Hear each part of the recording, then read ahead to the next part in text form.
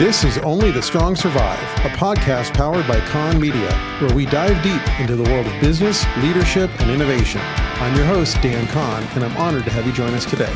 So, let's get ready to learn some survival skills together. Hey everybody, welcome back to Only the Strong Survive, powered by Kahn Media and Tread Agency. Our guest today is Mike Good.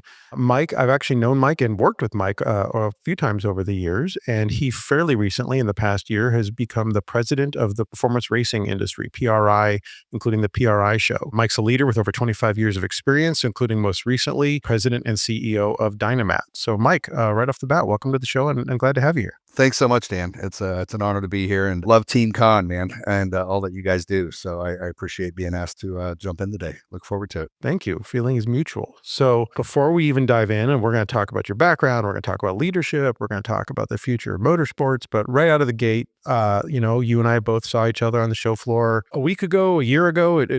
My brain's kind of scrambled, but we were just at SEMA last week, and obviously your show, PRI, is coming up fast. What's your takeaway from SEMA? How do you think it went? Oh, man. Having been a long time SEMA attendee and exhibitor, I thought, and it's going to sound biased, I guess, because I'm with the organization now, but I thought they knocked it out of the park. I just felt the vibe and the energy at the show was really strong. You know, it was a political week, so that was a big deal. And regardless of that, even before all that, I just thought the show was really well done. You know, I listened intently to folks around anything that might have concerned them or frustrated them. And it was really just positive vibes all around. The traffic flow was good. Just the energy. I keep going back to that word. The energy of the show was just really positive. And, you know, I think it's the beauty of our industry too. It's an industry that we all have one common trait, and that's passion. You know, you feel that when you walk through a SEMA show or a PRI show. I've worked in different industries, and you can't describe the SEMA show to anybody. Brought some guests over the years, and they're like, man, you never could have put this in play. And this year, I just thought the team knocked it out of the park. You know, we had a couple curveballs, you know, with the construction going on. That's the convention center is under like heavy renovation right now. And it's a big workaround. And, you know, a lot of those construction situations were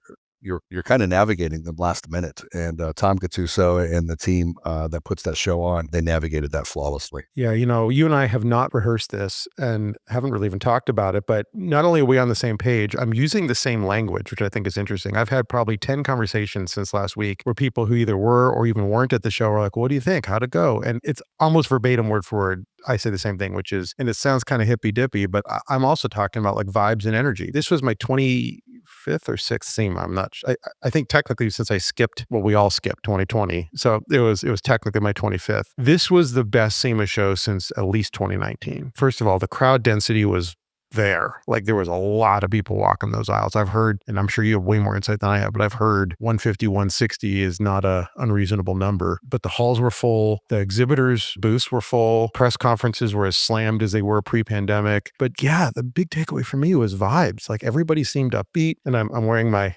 SEMA PRI pack shirt for a reason. The shift from Tuesday to Wednesday was palpable. Like walking the aisle, especially Central Hall, people were like levitating down the aisles. And honestly, not to get all political on a non-political show, but I think most business owners were just happy to have this behind us. Like, just tell me there's a plan and a direction and I can run my business. But as long as there's a big question mark hanging out there, I don't know what to do. I don't know what your take is, but I thought people were just happy to like, okay, we know what to expect now. Let's go. Let's just run our business. Exactly. Removing, you know, who wanted who to win, having it behind us. And I think that sense of relief, and it's like, okay, we now have a direction forward. We have clear line of sight. You know, I think it did put a good energy out there. Collectively, the world just took a huge sigh of relief to say, okay, at least now we know what we've got. We're moving forward, and we're going to make the best of this and, you know, move forward with positivity. And selfishly, if I could stop getting those ridiculous text messages 5 times a day, that'd be great. Like I'm getting exactly. And in fact, now that I think about it, I don't think I've gotten one since. And great, no more political text messages, please. That's right. Amen, man. Well, let's back up a second. First of all, I'd love to kind of give us, you know, I want to get into the whole background of your career because you've had an interesting one. But before we even get into that, you're wearing a PRI shirt. You're sitting at the PRI office. Tell us about your current role and how you landed there and what you do. Sure. I'll start with, I guess, how I landed here. Prior to this, I was an exhibitor at SEMA. I was running a company for the last 4.5 years called Dynamat. It was a great experience. I was not actively looking for a career change. The company was growing. We were revamping and rebranding that whole organization, having significant global growth. And I got a text message from somebody that worked for me and that works at PRI. And they just said, hey, PRI is looking for a president. You know the industry. You should throw your name in the hat. And it was based in Indianapolis, which is where I live and have lived for some time. I, kind of went through the process and said, tell me more. And they said, well, would you, at a minimum, just have a conversation with some of the executives? And I said, sure. This was right before the SEMA show last year. As chances would have it, it was kind of funny. I'll tell a quick story about Mike Spagnola. I had never met Mike, and I didn't know anyone at SEMA and the executive levels of the organization. I knew who some of them were by name, but my relationships didn't exist there. And so I really wasn't unknown. I was staying in the Westgate Hotel last year, and just because of proximity to the show. And we were at Sid's, which is this little breakfast cafe right there in Westgate. I'm sure you've been there. And I walk in with a colleague of mine the Monday of SEMA, and we're sitting at this little 2x2 table. And right next to us, this gentleman comes and sits down. He's got a sport coat on, and you could see a little bit of his badge sneaking out of his sport coat. And we make eye contact and talk and introduce ourselves, and it's Mike Spagnola. And he said, I'm the CEO of SEMA. So we sat there for an hour, me and my Dynamat colleague, having breakfast, but it was really like the three of us were having breakfast together because the tables were so close. Long story short, had a great conversation with Mike. He did not know who I was related to, throwing my name in the hat with PRI. And I then go through an interview process, which was pretty daunting. I think it was, 12 to 14 different interviews, and they ran me through the ringer. A month later, I get on a Zoom call with Mike, and he points at the screen. He's like, we've met before. And I was like, yeah, we had breakfast together. And so it was really a cool icebreaker. And, God's got to play in all of our lives. It was just one of those moments where it was like, wow, you couldn't have scripted this. The relationship there with Mike kind of started very organically, just in a breakfast cafe, just strictly by chance. Things moved on, started at PRI in late February. Man, it's been game on since day one. I got here, and as any leader coming new into any organization, you got to kind of remind yourself, let's not focus on what's not broken. And there's a whole lot with PRI that's not broken. Well, let's hit pause real quick, because for those who aren't totally dialed in on this, what is PRI? Sure, a good question. So PRI, Performance Racing Industry, if you think about SEMA as the automotive aftermarket trade organization, global brand equity, PRI is the racing division of that, if you will. So PRI is a performance racing industry trade show. It's held in Indianapolis, usually the second week of December every year. The first show came out in 1988. It was originally founded by a gentleman named Steve Lewis, and SEMA acquired PRI from Steve about 12 years ago. And ever since then, we've been running this show under the SEMA umbrella, but we run them as completely mutually exclusive brands, if you will. There's some shared services inside the organization related to things like finance and IT and HR, but for the most part, they're two mutually exclusive brands. PRI really focuses on all aspects of racing. So we want to bring all of the racing organizations together. And our show is really anywhere from 1,000 to 1,400 exhibitors that take over about 1,000,000 square feet, 1.2 million square feet of space here in Indianapolis at the Convention Center and Lucas Oil Stadium. Really, as with any trade show, we are bringing in the manufacturers of the parts for the racing industry, and then filling those halls, if you will, with the buyers and the users of those parts. And it's great for networking. It's great for understanding new trends and technologies, innovations going on in the racing industry. I say we do three things. We connect, protect, and advocate. And the show is a big part of that connection, where we're really connecting all aspects of the racing industry. And if you think about the racing industry, I'll use my hands here. Over on the far left, you got a guy that maybe has a $20,000 car in his barn that he races 6 times a year. Over on the far right, you've got F1, IndyCar, NASCAR, IMSA. It's a really wide spectrum. Over the past 9-10 months, I've been to everything from tractor pull nationals to sprint car nationals to IMSA, IndyCar, and everything in between. We're agnostic. We represent all forms of racing. We want to connect all of those in the industry so that they can share best practices, share, education, really prop the industry up and protect it. So PRI, and for those who haven't been, just to kind of help people visualize, and I've been going to PRI off and on for, 15 years, something like that. And like you said, it was in Indy. Then I moved for a while to Orlando. I don't think everybody necessarily loved that. And so then they brought it back to Indy again. And after Steve sold it, there wasn't like a senior leadership position at PRI for a few years. And then I was on the SEMA board when they made that decision to do that. It seems like it's been great having someone that's not only in like kind of the head of the organization, but also an advocate. I love that you've been going to all those events, but to set the kind of mental image for people, it's very different than a traditional trade show. And it's also very different than SEMA. I mean, a lot of our clients that we work with, go to SEMA, love SEMA, but the employees actually like PRI because it's a much more blue collar show. And, Yeah, it's got a different level of intimacy to it. yeah, you have more conversations, everything from like people cracking beers in the aisle at the end of the day, at the end of the show. And it just feels more kind of like you're getting together with your friends, even though Right. it's a massive trade show. It does feel more intimate. And I don't know why. Do you know why? To your point, it's half the size. So, SEMA's about 2.4 million square feet. We're about 1.1, 1.2. SEMA had last year 160,000 people. I haven't heard the numbers from this year. I think it's around the same. We have 60,000 people. That in and of itself, you're covering a massive difference in square footage. SEMA is so daunting. I think I walked 63 miles at SEMA last week, looking at my app. Nobody should be walking 63 miles at the PRI show unless they're trying to get a workout in. It does have a different vibe. A lot of people will say PRI is where business gets done. You're really having productive, fruitful conversations about your business, about how we grow these businesses and how we take these new products to market and get them benchmarked and get them tested. You think about the audience, you've got everyone from the engineers and the developers to the race car drivers and the guys that are jumping over the wall, sanctioning bodies and the track owners. And so it really does bring this culmination of all aspects of the racing industry into one building for 3 days. And it's pretty cool. I agree. And India is also just a cool vibe because it's got a very different vibe, obviously, than Vegas. But also,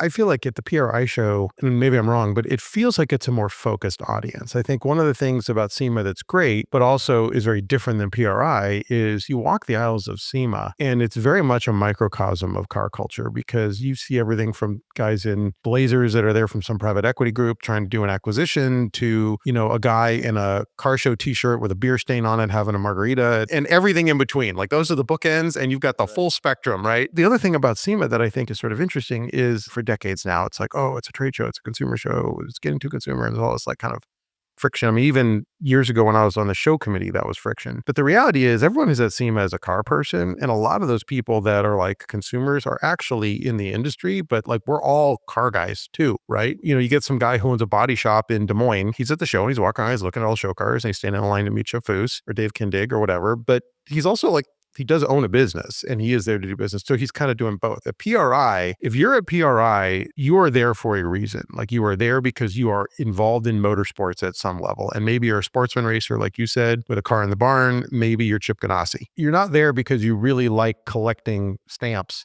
and you just happen to show up at this trade show, right? Like you're there because you are in motorsports business as a consumer, as a user, as a business owner. So I do like that element of it now. So like the shrimp cocktails. Yeah, So- yeah, the shrimp cocktail. Both shows have their own unique DNA, I call it. One is not better or worse than the other. They're just very different and unique from one another, and both are serving a purpose. I think for PRI, it comes down to it's about getting business done. We want to really help the exhibitors across all facets of racing grow their businesses and serve as a conduit and a connector to other parts of racing that maybe they didn't have exposure to unless they were at the show. It's really done well. It started out really grassroots, a heavy circle track, and it still is heavy circle track, but it's evolved into drags and dirt and you name it. So it's really covered all facets. And there's the whole trade show element of experiential aspects. Trade shows have to continue to evolve to attract people. We're competing for companies' dollars. You're a marketer, so you get this better than anybody. You think about what you would spend to go to a SEMA or a PRI, and you say, okay, I could go to the PRI show, or I could do a 6-month digital campaign and marketing my new products that way instead of going to the PRI show.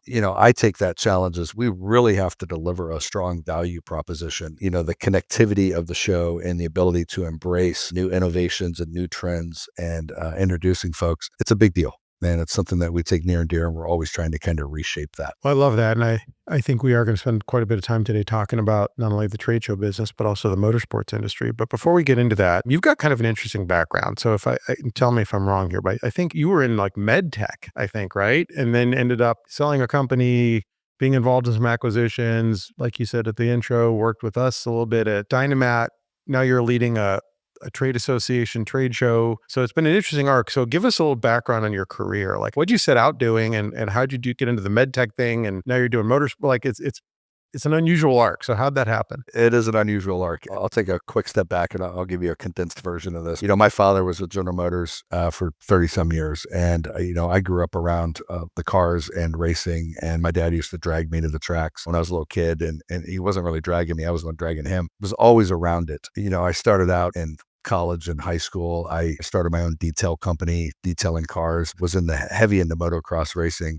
And I really fell in love with that. I've always had the bug, the adrenaline aspect of that. Then you go through college and you get out and, it was really hard to kind of navigate, like, how do I get into that industry? And then you worry about a wife and putting food on the table and providing. What you're pursuing at 32 is different than what you're pursuing at 52. So I did at 28, I started a company, got heavy into the medical technology. This was back in 2000 timeframe. Grew that company, was chairman and CEO of that, and went out and did a venture capital raise, private equity funding, and left that company in '07, retained my equity, really wanted to understand more around navigating corporate America. And so I became a management consultant and got to work with some of the largest companies in the world at the C-suite level to really understand just how to navigate, how to grow, what do good leaders all have in common. Really became a student of that because when I was an entrepreneur starting my own company, I was winging it, and as many entrepreneurs are when they're starting out. I had no money. I was $1 million in debt on paper when I was 30 years old. Really rolled the dice. I took out a home equity loan on a house that I had $15,000 in equity when I was in my 20s. Really just dove all in. I think as an entrepreneur, and you are an entrepreneur that started Kahn and grew it, so you can appreciate this, that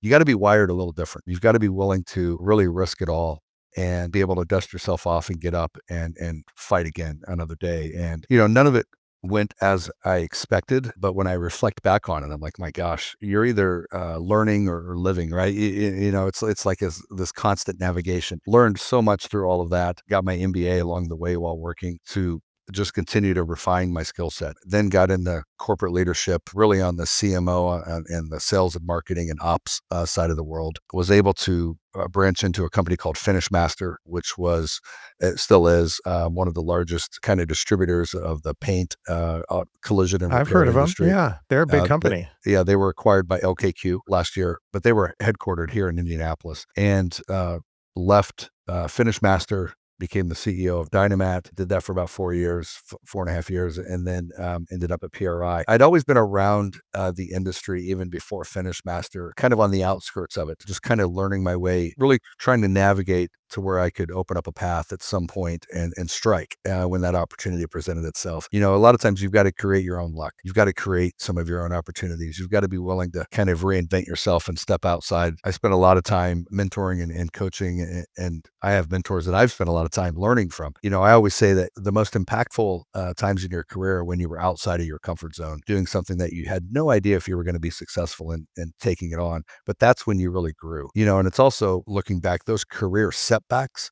Like I have no idea about your past, how many attaboys you've had throughout your career. You've had a bunch, pats on the back, so many that you probably don't remember them, but you probably do remember every time you got kicked in the gut and every time you got down. And those were the learning points where you're like, okay, I'm never going to be in this situation again. I'm going to learn and evolve and move on and become stronger as a result of that. At the time, those kicks to the chest, if you will, were really difficult to take in your 20s and your 30s when you have this kind of naive trajectory of how things should be going. They end up shaping your ability to kind of navigate. It's been a fun journey. Definitely, to your point, it was not this natural career evolution. I think that actually ends up now becoming one of my strengths, that I'm able to bring a diverse background into this environment and challenge the team to maybe think differently about the business in some ways. Well, I couldn't agree more with that sentiment. There's a reason the show is called Only the Strong Survive. My kind of whole life philosophy, whether as a parent or a business owner, is make every mistake once. That's kind of how I learn. And our listeners know that. I talk about that a lot. Looking back, on your career and then also looking forward, it is interesting that not a lot of entrepreneurs that I know are particularly good employees because, like, as you said, you have to be not only resilient, but you have to have kind of that broken risk assessment tool in your brain where, like, most entrepreneurs I know, like, things that would scare most normal people are like, yeah, send it, let's go. Yeah, okay, I'll take a second out of my house. Okay. So it's interesting because that same thing that makes you sort of risk resilient also can make you maybe sometimes not a great employee. What I think is interesting about your career is you started as an entrepreneur, then you started working for big corporations, which I wonder what that experience was like. And then you go work for a group of private equity owners at a small business like Dynamat, small-ish. I mean, still a big company, but small compared to an LKQ or something. And then now you're working for a trade association. So all these sort of organizational shifts, has that been a challenge for you to navigate? Has that been something that's been meaningful? What's that been like? I wouldn't say it's been a challenge. It's been part of the drive. We have a lot of freedoms living here in the United States. And I think one of those freedoms is we have the ability to kind of reinvent ourselves anytime we want. I have 2 children in college and 1 in high school right now. And I spend a lot of time talking to them that your potential is only limited by your own mindset. I think it's a high level of self-awareness of where your weaknesses are, being a student of those areas and really understanding that. If my wife was on here, she'd give you a whole list of all of my weaknesses, but it's really being self-aware. I would say if there's been 2 things that have been significant drivers in my own personal career trajectory, it's more of a focus on the EQ than the IQ. EQ being emotional intelligence. I've seen some people in leadership roles that didn't understand how to navigate human relationships and they limited their trajectory, I guess. And I'm not saying I've nailed it by any stretch, but it is something that I'm very conscious of. I'm constantly trying to evolve. And, I've told my children, and I spoke at a summit not too long ago of college students and said, as much as you're in school focusing on increasing your IQ, don't lose sight of the importance of your EQ and understanding how to navigate building relational equity and understanding how to navigate that aspect of it. And it's not something that's always a core skill that's even taught in curriculums. If you go back to high school, like they should be teaching how to invest in the equities market, how to balance your finances, and how to navigate emotional intelligence, putting you on a track with that. It shouldn't just be for somebody going after a psych or a sociology degree in college. Like this should start early. You and I are old enough, we're of the age where the words mental health never came up when we were kids. It was a foreign topic. I had a boss who he would yell at people until he got what he wanted. And I had him one time, I made him so mad. And I don't remember what I did or didn't do, but I did something. I think I pushed back on something that he wanted and I didn't like the idea. And I kind of gently pushed back and he threw a stapler at me, like a swing line metal, like, and that That will leave a wasn't like mark. that long ago, right? This is maybe Right. 20 years ago. And I'm like, today, an employer could never do that today. That's like a Dateline episode today. Yeah, totally, right. You're gonna get, like, canceled for doing something like that. So, that is such a smart point. And, I also think that, first of all, that is how you get the best out of people, is you have to see them where they are, right? And you have to acknowledge that everybody is different. That is a fairly new concept, I think, in leadership. But also, and I don't know if this has been your experience, but for me, it has gotten exponentially harder now that people are working hybrid and you've got kind of employees scattered around. And, like, I can sit in a room with someone and I can look them in the eye and have a 20-minute conversation. And I feel like at the end of that conversation, we're breathing the same air, we're sharing the same space. There's some sort of energy going on when you're sitting there with a person in the same physical space. You pick up on all these nonverbal cues as you're talking to them, and maybe they're not reacting well to what you're saying, or maybe they are picking up what you're putting down, and you can have a really it's so much harder over Zoom.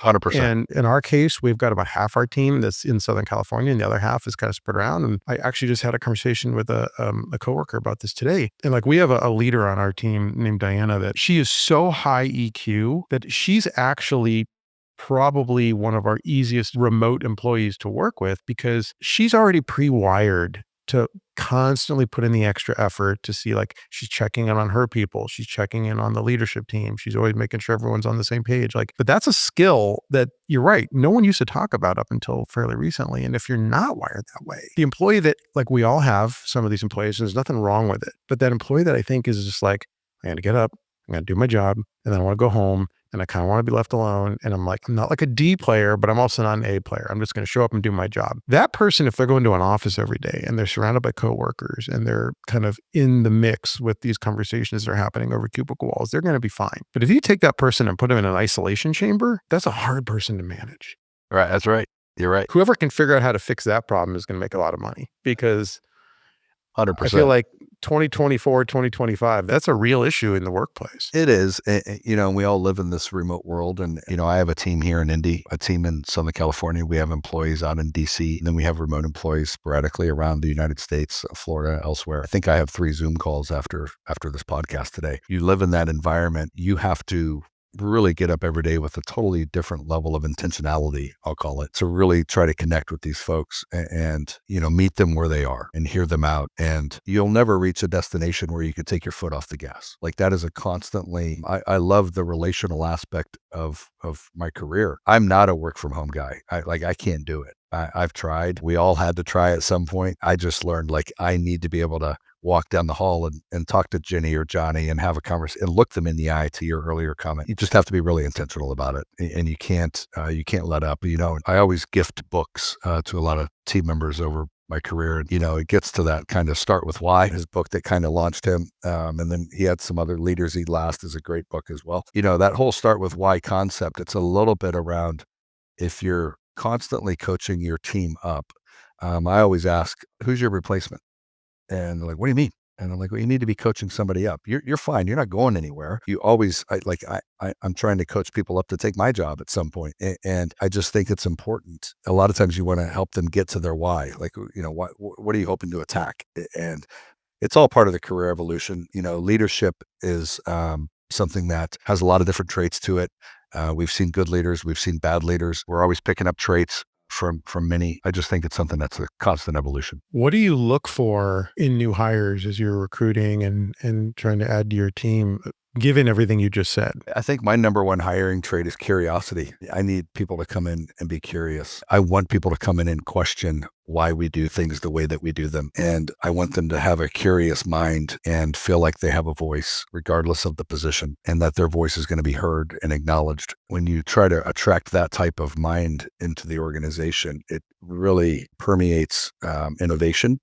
It permeates trying to drive change. I'm all about being a change agent, disruptive. How do you kind of like vet for curiosity? It's hard. Sometimes you get it right, sometimes you don't. Obviously, there's an acumen aspect that has to exist. You're hiring a CFO. There's a big acumen play there, right? But there's also, even in that type of role, you want somebody that's curious to challenge why we're doing things the way that we're doing them. And not just for bottom line dollar savings, but just for, can we work smarter, not harder on certain parts of the business? I think it's just a little bit of that relational connectivity and understanding how people are wired. I probably struggle if somebody comes in and they're putting off the vibe that they want to come in and wash, rinse, repeat the exact same process every day and don't really want any disruptive change. Probably going to have a little difficulty because you need that in certain pieces of the business. Everyone that I'm interviewing, I'm looking at them as a potential future leader in the organization, regardless of what the role is. And so it's a little bit of that. And then I think the other thing from a leadership perspective, when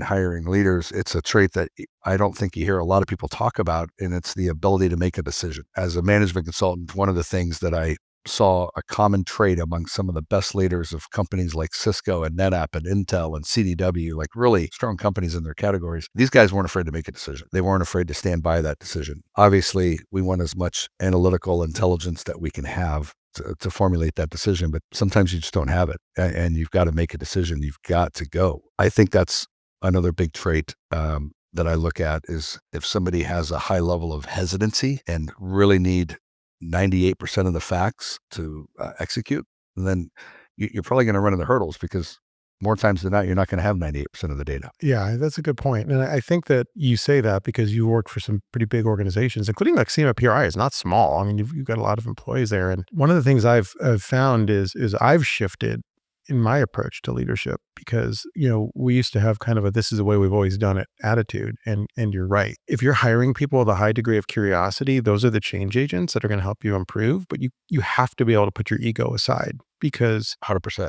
Like for me personally, 5, 6 years ago, we were hiring people not that long ago, and they'd come in and say, "Why are you doing onboarding this way? And this doesn't seem like it makes a lot of sense." And I would get like offended, like, "What?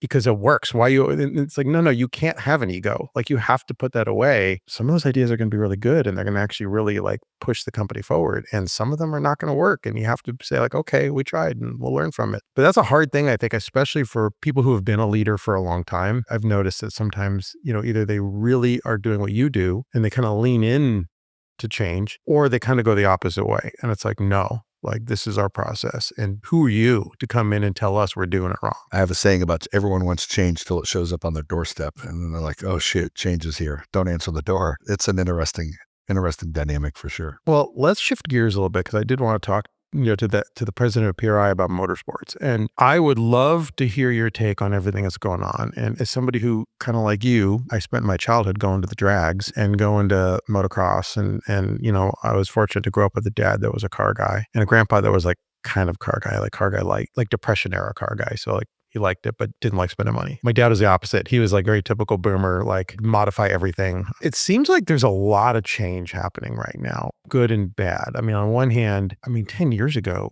you couldn't find an F1 fan in the US. Like there was maybe like the one weirdo who was willing to get up at 2 a.m. and watch a live stream on the internet.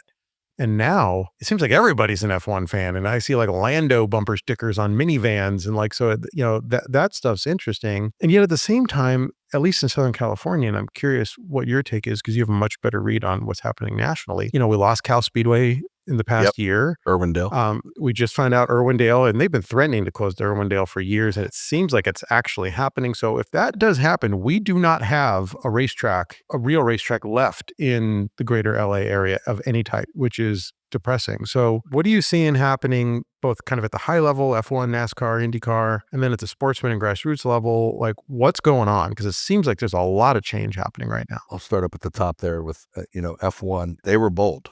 They took some chances. They did a Netflix show that kind of Drive to Survive. reinvigorated the whole drive behind it. Somebody somewhere in that organization has probably a quantifiable ROI on that whole playground, on that whole strategy. And I'm sure it's a pretty cool business case, and then you saw IndyCar, kind of the race to Indy, Netflix come out and ride that kind of media wave, so I think a lot of it is attracting that next generation and meeting folks where they are. We've all got this thing, right? They dove heavy into the digital world and they really fed that and they built brands around the personalities of the drivers. There was connectivity there. People could relate to those people, look up to them and respect them. There's a lot of those soft things. They weren't changes to the car or the track or the rules. They were the soft aspects of the sport that they really just nailed, and they saw a return on that. And I do think other sanctioning organizations are looking at that and saying, wow,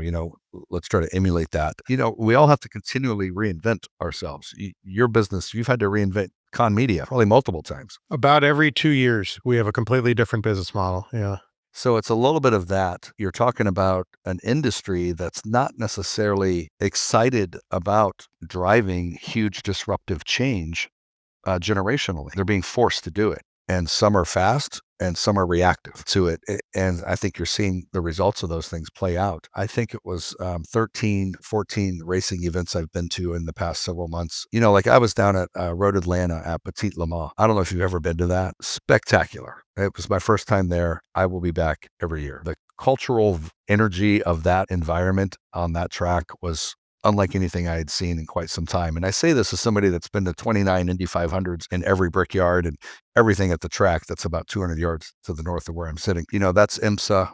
John Doonan and IMSA have really just reinvigorated that whole sport and done a phenomenal job of being bold in how they have tried some of their new initiatives, and the competition level and how they've orchestrated those races has really been well received by the marketplace. And then, I was in Knoxville, Iowa at the Sprint Nationals and in Bowling Green, Ohio at the Tractor Pull Nationals. The cult following of those sports there was insane. Knoxville, Iowa is this small little town in the middle of nowhere, but this race, it was the culmination of that whole sprint winged industry. And it was a phenomenal event. I mean, just off the charts. It helped that you had big names there, Rico, and all the guys were there. I've met Rico. He's a cool guy. Oh my gosh, he's awesome. Yeah, Yeah. he's spectacular. And the tractor pool was the same thing. You walked into a family reunion when you go to that type of event, and there's 45,000 people there. They all want to beat the other guy, but everyone's got everyone's back. And if anyone needed anything from anyone, they were going to give it to them, even if it was their competitor in the next race. You bring up an interesting point. I respect what F1 has done from a storytelling and kind of a brand building perspective, right? That whole thing, you're right. It is a marketing play. And it's interesting because I don't really think of F1 as motorsports in the same light as everything else we're talking about, because it's the big show, right? It's so much money is being spent from the teams, from Liberty Media at the venues for such a small number of teams to compete.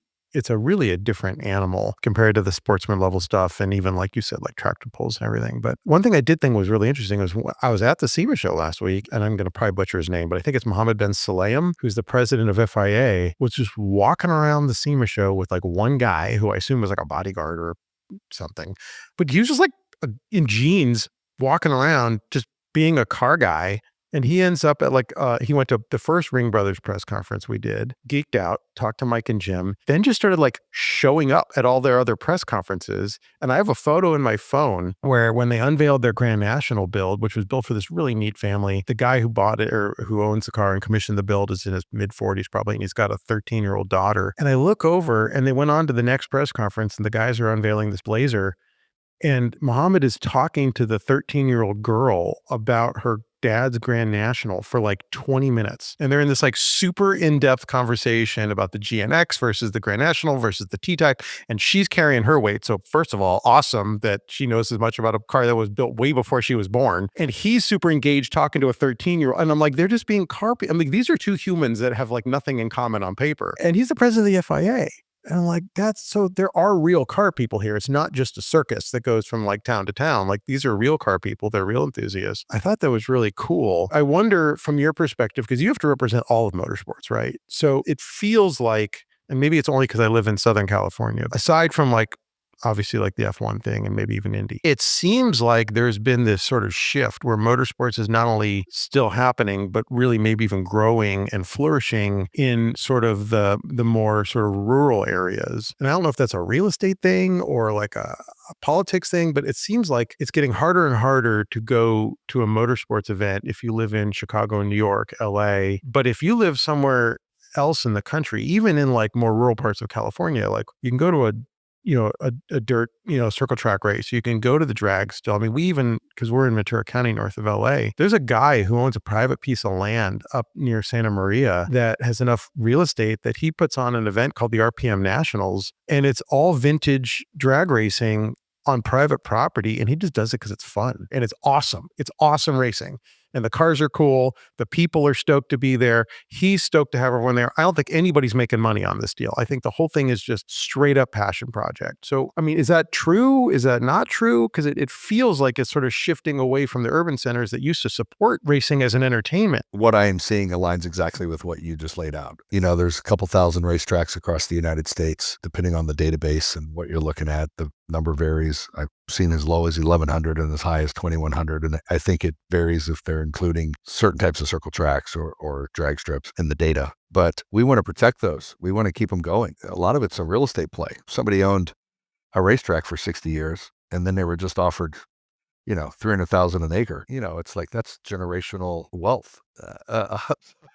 How do you walk away from it? The economics, I guess, is what I'm saying. The facts are what they are. We as a sport, as an industry, have to continue to find ways to navigate that and say, okay, if we can't host an event in a urban setting, if you will, let's say non-rural, maybe not urban, because it's just the land acquisition is too extensive, then we've got to be able to put out a really good product where we are being able to host these. And that gets into having experiential aspects at the tracks. We have a couple big initiatives at PRI, but one of them is to really get closer to the tracks. We do a TOPS program where it's track operators and promoters and bring sanctioning bodies together. And it's really to understand what can we be doing to help you promote your track, to help you promote your growth initiatives. PRI has a pretty big megaphone, and let us be an evangelist for what's going on at your tracks. It's connecting with those across all aspects of racing. It's not a focus on one type of racing by any stretch. It gets back to that word I used earlier, intentionality. We're just going to have to be really intentional about it because it is a cutthroat environment that we're in right now. And at the end of the day, developer comes knocking, man, you're going to take the call. That's a hard thing to combat. I don't know any of the details of what happened with a place like Irwindale. I obviously did know that the rumors had existed for a long time, but at some point,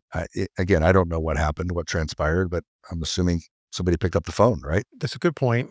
And a question I had that's sort of related is, you mentioned these before, cell phones, right? So like they can be both a powerful tool, but also a real challenge. And I think to your point, as a marketing tool, it can be very powerful that we can now like connect with people. There's a little screen in the pocket, pretty much 12, 14 hours a day. On the flip side, when I was a kid, I think you and I are roughly the same age, kind of the last pre-internet generation, weekend entertainment, like there weren't a ton of options, and so like we used to have a little circle track near our house called Saugus. It's now like a mall or something. And 3 or 4 times a year, my dad would just say like, "Hey, let's." It was more out of like, "Hey, we're just looking for something to do." So we'd go to the circle track races, or maybe they'd have something fun like a demolition derby. And as a kid, like that's the coolest thing ever. And we didn't even have that many stations on TV at the time, so like there was limited options for your sort of attention in terms of how to spend your dollars and your free time for entertainment. And now it's almost unlimited, right? So now we're competing for their dollar, we're competing for their attention. Someone could sit in front of YouTube for 24 hours a day for the rest of their life if they wanted to, and never run out of stuff to watch. So with that in mind, that there's a higher competition for that kind of attention and dollar for or entertainment dollar. Where do creators, influencers, where do they all fit in this puzzle of motorsports, PRI? How do you guys approach the creator thing? Because it seems like there is a potential for a real partnership there. 100%. I think the next evolutionary playground for an organization like PRI is on the media side. The show is what it is. We're going to continue to evolve the show. We actually have it coined internally. It's called the 51 Initiative. It's like, what are we doing the other 51 weeks of the year to bring awareness and connectivity to the industry, to the motorsports industry? That's where the media does come in. And that's where, I'm not going to sit here and say that PRI should ever be a media company, but there is an aspect to that, to where we need to have some partnerships in place where we can really be more of a voice and showcase what's going on at these tracks, especially, in a rural setting that somebody might not even know. Like there's an event, I've lived in Indianapolis for 40 years. There's a track about 45 minutes west of me over by Terre Haute, Indiana. I never had heard about it until about 6 months ago. And I didn't even know it existed. And I'd drive over there in a heartbeat. We have other small tracks around here that I do go visit, Anderson Speedway and things like that. But, it's a little bit of like, help me help you when it comes to the track owners and some of the sanctioning bodies. And let's figure out what that media play needs to look like. I think that's the new disruptive landscape. Are they open to those conversations when you talk to track owners? Are they curmudgeonly and no, I don't want to change? Or are they like, yes, give us suggestions. How do we pack the stands? How do we make this thing work better? I have not spoke to a single person that has not been excited to have that conversation. Zero pushback. They all understand we have to really reinvent our business just like you do every 2 years. They're at this point where the definition of insanity, right? They can't keep doing what they're doing and expecting survivability. We've got to change their product up a little bit, address the experiential aspect of it to bring people on site. It is a form of entertainment. It's a form of competition, but it's also a form of camaraderie and family based in a shared passion. And it's kind of getting back to that and reshaping that and what that can look like. It's going to take some disruptive thoughts. It's going to take some experimentation, and it's going to take everyone getting a little uncomfortable, to be candid. I think that's really well said. As a fan, to me, some of the most interesting stuff that's been happening in motorsports has been happening online. And if you look at anything from like Adam LZ, who is all of a sudden like Mr. Formula Drift, and he's bringing a new audience, that's great. Garrett Mitchell, Cletus McFarland, that whole deal where like, honestly, I didn't really follow his channel at first. And then he goes and buys a racetrack and he's doing like Panther platform, Crown Vic races and live streaming it. I thought that was really interesting. And I mean, even we work with King of the Hammers, and what floors me more about King of the Hammers than anything, and I mean, anyone who hasn't been, you show up on that lake bed and it's like you've been teleported into this totally different universe that's totally isolated from everything else, is the live stream. They really nail a live stream in the middle of nowhere with no internet connectivity. It's all done on Starlink, mostly drone. And the fact that anyone anywhere in the world can watch the entire race start to finish with like really like broadcast level coverage on the internet is really cool. So it seems like that is where this is all going, but it sort of seems like it's the Wild West right now where everybody's got a different idea and everyone's just kind of trying stuff. And to me, that's exciting because we're going to see a bunch of different ideas gel. 100%. That's right. Yeah, that's where I'm getting to like the boldness aspect of this, because there is going to be a level of experimentation that's going to have to be deployed. I think that's where great things usually result from that. Dave Cole, what he's done with King of the Hammers is a great example of that. And SEMA for the first time ever live streamed. That's a different way to engage with the population that makes up our industry. There's 4 things that we're really focused on at PRI as far as initiatives for 2025. But one of them is, how do we attract the next generation into this sport? You and I are the generation where our generation, a lot of times our parents dragged us and brought us to this,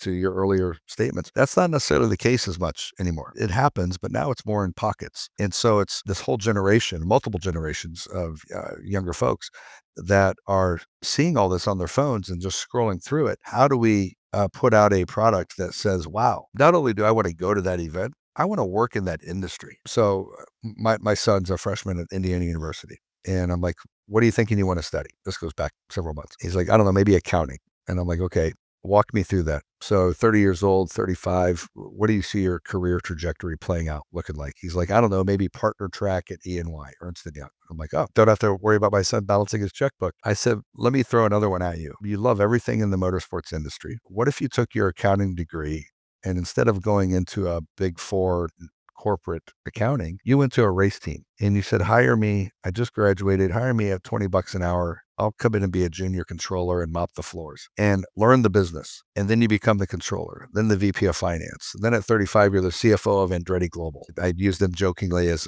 they're here in Indianapolis building a 400,000 square foot headquarters. You just aligned your career and your passion. And I've gotten a little bit off topic, but this whole generational aspect of showing this whole generation that maybe don't have the same line of sight to the motorsports industry or even the SEMA world that you and I had growing up. Every one of these race teams, manufacturers, shops, Dave Kendig's business, fill in the blank, Ring Brothers, they all have marketing, sales, accounting, ops, quality control. Yeah, we want to attract the motorsports engineering grads, but we also want to attract the whole industry, all different types of students, regardless of degree, into the sport. Because if it is where your passions lie, I didn't really make it happen until I was in my 40s. But once you align it, man, there's no going back. It's pretty cool. I am one of the lucky few who kind of figure that out kind of from the start. My dad is a very mechanical guy and kind of very engineering minded. And I always kind of knew like, okay, I'm not the guy that's going to be out there with a TIG welder, even though I'd like to be. That's not my skill set. So, okay, I got to figure out something else. How can I still be involved in this with the skill set I have? So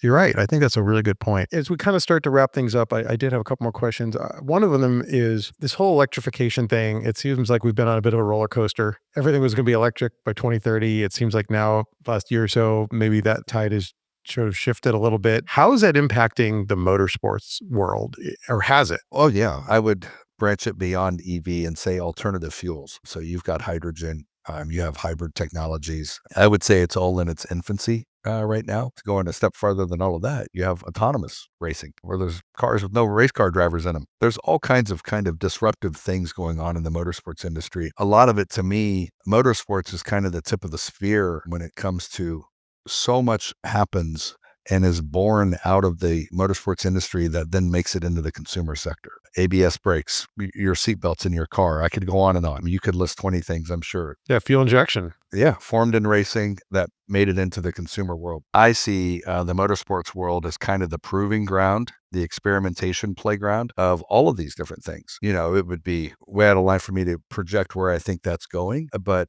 I will say that regardless of what the fuel system is 5, 10, 15 years from now, we're going to be racing it. It's going to take on a different landscape. It's going to look differently than it does right now. Our children, when they're our age, they're going to be probably looking at a way different type of racing than what we see today. I hope it's still competitive. I hope it's still engaging. I hope it's still memorable and puts out a great experience. But I would say right now, though, it's an interesting time. It's no different to your earlier point. We're around the same age. We were the first parents that got to experiment with social media as parents with our children and iPhones and I'm 52. I've got 2 kids in college and 1 in high school. I think back and man, I wish I could go back and change when I gave them an iPhone or when I gave them access to social media. But we were the generation that was figuring all that out. Do you wish you waited longer or that you implemented it earlier? No, longer.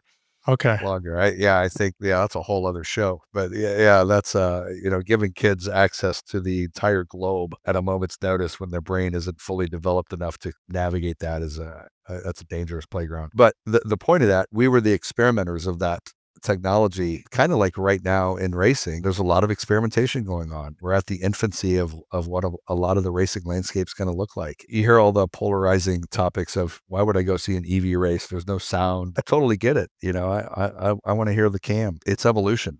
It's going to continue to evolve and it's going to take on different forms. We're going to fight every day to continue to connect all those parts of the industry and, advocate for it. And, you have the EV mandate, big topic this past several years, but really because it was an election year, it was a big topic. And, our whole stance on that, us being SEMA and PRI, we're not anti-EV, we're pro-consumer. We think it should be left up to the choice of the consumer. If the whole state of California wants to buy an EV, that's fine, but leave it up to the consumer. Don't make it a mandate. So it's going to be interesting. Companies like Toyota that aren't doing EV, they're doing hybrid technology. And so not everyone's on the EV bandwagon, but everyone is exploring with other types of alternative fuels. It'll be interesting to see how that comes into the racing world, what type of experimentation we'll be seeing in the coming years for sure. You're right. Akio Toyota, he called it right. It was interesting. And I think he even got in a little hot water over it at the time, but they leaned into it. Very good. Well, I am excited. Not honestly, even hybrids in racing right now, it's making things like you mentioned IMSA and endurance racing. It's definitely making things more interesting. Yeah, it's changing the landscape. They are really fast. I mean, it's pretty wild. So as we wrap up, Mike, we touched on this in the beginning of the conversation. I learned by screwing stuff up and saying, okay, what did I take away from that experience and how do I not repeat that mistake? So it's a question I ask every guest on the show. As you think back about your career, what is the biggest mistake you've made and what did you learn from it? I'll never write a business book, but if I did, it'd probably be called The Curse of Loyalty. Probably passing up my instincts because I was loyal to either an employer or something like that. That's one that comes top of mind. So not listening to your gut. Yeah, not listening to my gut. It was one of those situations where I reflected back and I was like, man, I will never be in that situation again. Loyalty is a double-edged sword. It's a great thing when it's properly caressed by both sides. Somebody once said, you own 50% of every relationship. It's what you do with your 50% that matters. I think about that and I'm like, went all in on my 50% and wasn't getting that back. And so it was being loyal to situations that weren't necessarily reciprocal. But you learn those things early on. They don't make you jaded, make you negative. You just learn from them and move on. And I have no ill will towards anybody. I think nobody should ever burn a bridge. I also think, as I reflect, everything happens for a reason. All of those kicks to the gut, as I called them earlier, they got me to where I am today, and I wouldn't trade that for the world. And had everything played out the way that I thought it should have when I was 32, I wouldn't be any happier than I am today. The other one, really quick, really understanding what it is you're pursuing. There's a time in your life where a lot of times you're chasing a title or you're chasing a financial metric of some kind. I'm at the age where, like, my objective now, I want to work with people of high integrity and high character that I want to be around. Go off the fact that everything else is going to take care of itself and fall into place and continue to never stop learning. Love that. That's a great answer. Create a life you can't wait to wake up to. Sounds like you've done it. That's been the intent. I'm driving my family nuts, but we're having a fun journey along the way. Very good. Well, Mike, if people want to learn more about PRI and about you, where do they go and what do they do? Obviously, performanceracing.com, our website. But you can also, it's Michael G at performanceracing.com. You can shoot me an email. We're all over social media and all the platforms there. But don't hesitate to reach out. Welcome learning more about the industry. Appreciate all that you guys do at Kahn. You guys have been a staple in driving a lot of change across the automotive sector and on all facets, from racing to overland to SEMA to fill in the blank. And you guys have done it at a top tier level. So I commend you on doing what you do and very appreciative of that. Look forward to future engagement. Likewise. Thank you. And for those who haven't been, PRI Show coming up fast. December 12th, 13th, and 14th. Indianapolis. We'll have Travis Pastrana will be there as one of our guest speakers at our grand opening breakfast. We're launching a PRI Hall of Fame for the first time ever. Really excited about that. A lot of good things going on. We have a 40,000 square foot sim area. That's something we didn't really talk about, but a vastly growing part of the industry that's also driving a lot of attracting that next generation into the industry is the sim world. And so, yeah, lots of really exciting things going on. So hopefully I'll see you guys in December. Well, Mike, it's been great having you on the show. Thank you so much for joining us. That is a wrap of today's episode of Only the Strong Survive. If you enjoyed this conversation, please don't forget to subscribe, leave a review, and share it with friends. We also are going to post the video version of this on YouTube, so make sure you check us out there. A huge thanks again to Mike Good with PRI. Until next time, take care, everybody.